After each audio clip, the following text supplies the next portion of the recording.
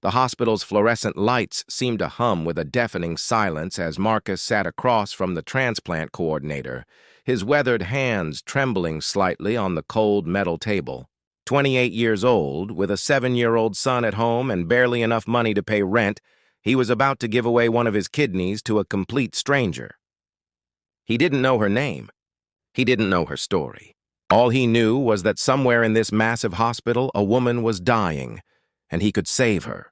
That realization alone had made his decision feel less like a choice and more like an inevitability written in his bones. Marcus had grown up in poverty, watching his mother sacrifice everything for him and his siblings. She worked 3 jobs, slept 4 hours a night, and never complained once. When she died at 52 from a kidney disease that went undetected for too long, something fundamental shifted inside him. He made a silent promise to her memory that he would never look away from someone else's suffering. He would be the person she never got to be, the one who helped when it mattered most. If you believe in the power of kindness and second chances, please like this video, leave a comment sharing your thoughts, and subscribe to our channel. Let's build a community that celebrates the beauty of human compassion together. The morning of the surgery, Marcus kissed his son Tommy goodbye, trying to keep his voice steady as he promised everything would be fine. His sister Maria drove him to the hospital, her knuckles white as she gripped the steering wheel. She didn't agree with his decision. She thought it was reckless, that he had Tommy to think about, that he couldn't afford to take time off work while he recovered. But she also knew that nothing she said would change his mind. That stubbornness ran in their family, inherited from a mother who refused to let the world tell her what she couldn't do. What Marcus didn't know as he lay in that pre-op room was that the woman receiving his kidney was Victoria Chen, the 43-year-old CEO of one of the most successful pharmaceutical companies in North America. She sat in her office tower, commanding rooms with her intelligence and vision. But alone in the quiet nights, she felt the weight of her isolation like a physical thing. Her rise to power had come at a cost she hadn't fully understood until it was too late. Every relationship she'd tried to maintain had crumbled under the pressure of her ambition. Every person she'd let close enough to matter had eventually resented the hours she worked, the emails she answered at midnight, the way the company always seemed to come first. Now, at 43, with billions in her account and nothing but empty hotel rooms and business dinners, she faced something money couldn't buy: more time. When the transplant was successful, Victoria's recovery felt like being given a second life. But it was a life she didn't know how to live. Her doctors recommended she take time away from work, something she fought tooth and nail until they made it a condition of her continued health. She spent weeks in her penthouse apartment, staring at the city below, wondering who had given her this gift. The hospital had maintained the anonymity that both she and Marcus had requested, a protection for each of them that neither fully appreciated. Marcus, on the other hand, returned to work at the construction site exactly 3 weeks after surgery, despite his doctor's warnings that he needed 6. His body ached in ways he couldn't describe, a deep exhaustion that settled into his bones, but Tommy needed new shoes and the electric bill was due. His boss didn't pay for recovery time. The world didn't stop for healing, especially not for people like Marcus, people who lived paycheck to paycheck with no safety net beneath them. He would arrive home each evening, his scar still red and tender, and find Tommy waiting by the window with his homework incomplete, asking when Daddy was coming home. Those moments broke his heart every single time. 2 months after the surgery, Victoria made a decision that surprised even her. She contacted the hospital's donor coordinator and asked if there was any way to thank the person who had changed her life. The rules were strict, complete confidentiality, but she had an idea. She would establish an anonymous fund. Through the hospital's transplant program, she would help other donors with their recovery costs, their lost wages, their medical expenses. If she couldn't thank him directly, she could honor his sacrifice by protecting others like him from the financial devastation that accompanied such generosity. The letter came to Marcus, care of the hospital, a simple envelope that seemed to contain a life raft. It explained that an anonymous recipient of a kidney had established a fund specifically designed to help donors like him. All his lost wages could be covered. His recovery time could be fully supported. He would never have to choose between healing and providing for his son. When Marcus read those words, he wept. He wept for his mother, who had died without anyone to ease her burden.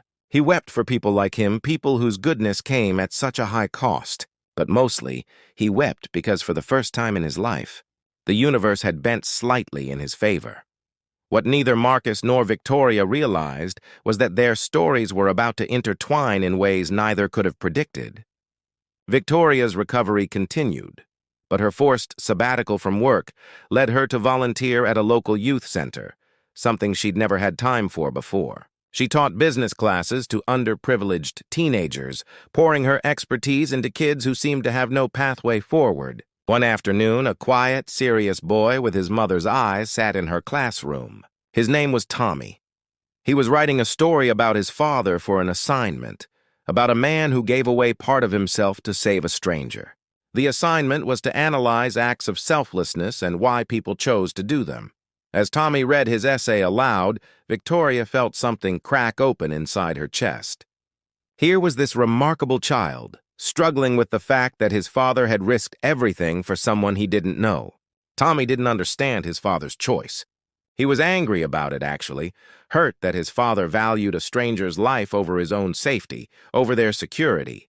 Victoria listened to this boy pour out his confusion and pain, and she realized that Marcus's kidney hadn't just saved her life, it had given her a purpose she never knew she was missing.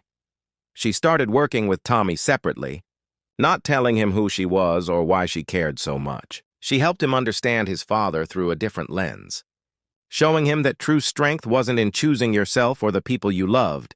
It was in expanding your circle of love so wide that strangers became family.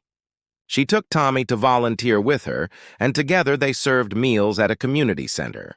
She helped him see his father not as someone who abandoned him, but as someone who showed him what it meant to be human in the truest sense. When Victoria eventually met Marcus at the youth center, a chance encounter, orchestrated by fate or coincidence or the universe's sense of poetry, they didn't recognize each other at first. They were just two people who had both been changed by an act of faith in human goodness. As they talked, as they pieced together the impossible connection between them, tears fell freely from both of them. Marcus learned that the anonymous fund had been her. Victoria learned that the man whose kidney now functioned in her body was the same man whose child she had grown to love. The gratitude, the irony, the staggering beauty of it all threatened to overwhelm them both. In that moment, standing in a youth center where children laughed and played, Marcus realized something profound.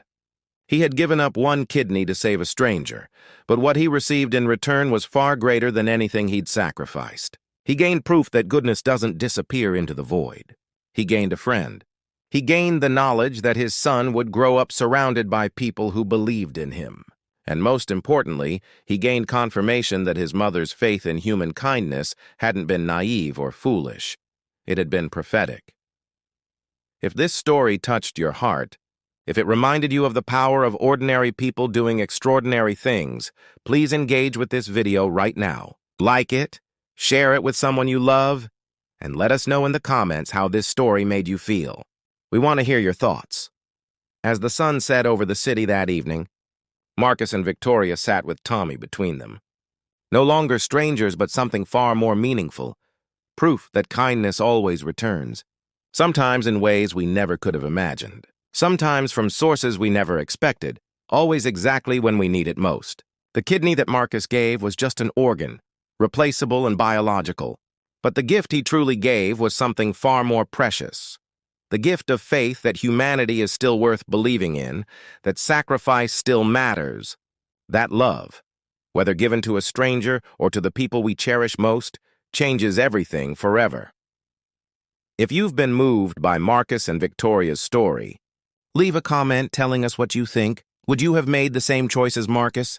Have you experienced an unexpected turn of fate in your own life? Share your stories with us.